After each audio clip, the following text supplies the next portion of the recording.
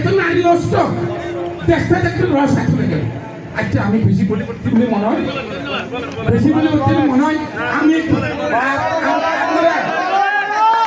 আপনারা আমার দৃষ্টিতে আমার ক্ষুদ্র জ্ঞানে দেখে আমি পর্যালোচনা করেছি, আপনারা জামার দুটা পা বেশি দিয়ে ফেলেছেন। একটা মেয়েকে পা কি জানেন, এত বছর পর্যন্ত জামা শিবির মন্দির ভাঙে, কিন্তু এটা স্বর্ণরেখা লেখা হয়ে গেছে 6 তারিখ যে জামা শিবিরের আমাদের মন্দির পাহারা দিয়েছে।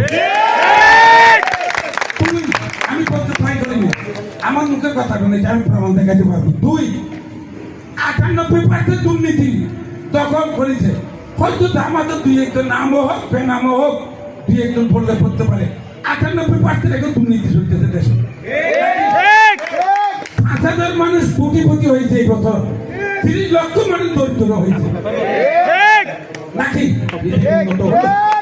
কেন হচ্ছে এই যে আমার সপ্তাহে এই দাদা বলেছে যে আমার এই দুর্বল সোনার বাংলা জানলাম, সোনার বাংলা শোনাই শোনা হচ্ছে শোনা কাপড়ে মাটি করে দিচ্ছে। আমি সবার কাছে আমার আদালতে আবার শেষ করছি, কিন্তু আমি বলি এই মুহূর্তে একটা কোরআন নিয়ে বেশি পয়সা দিয়ে পাবে।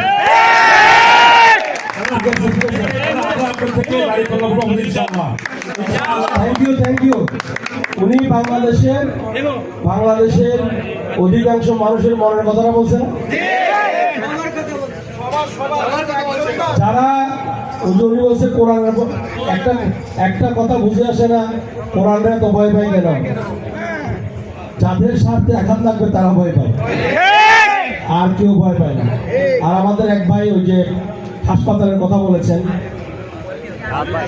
আমি ওনার প্রশ্নের আলোকে সকলের অভিজ্ঞতার জন্য জানাচ্ছি।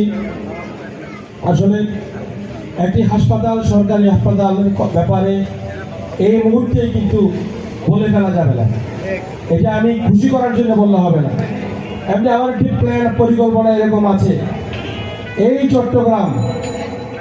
চট্টগ্রাম বন্দরের যে হাসপাতালটা আছে, এটা অত্যাধুনিক হাসপাতাল। আমি যদি ইনশাআল্লাহ সংসদ সদস্য নির্বাচিত হই, আমি ব্যবস্থা নেব ইনশাআল্লাহ। আমার পরিকল্পনার মধ্যে আছে এই বন্দর হাসপাতালকে সাধারণ মানুষের জন্য উন্মুক্ত করে দিতে হবে। এটা করবো আমি ইনশাআল্লাহ।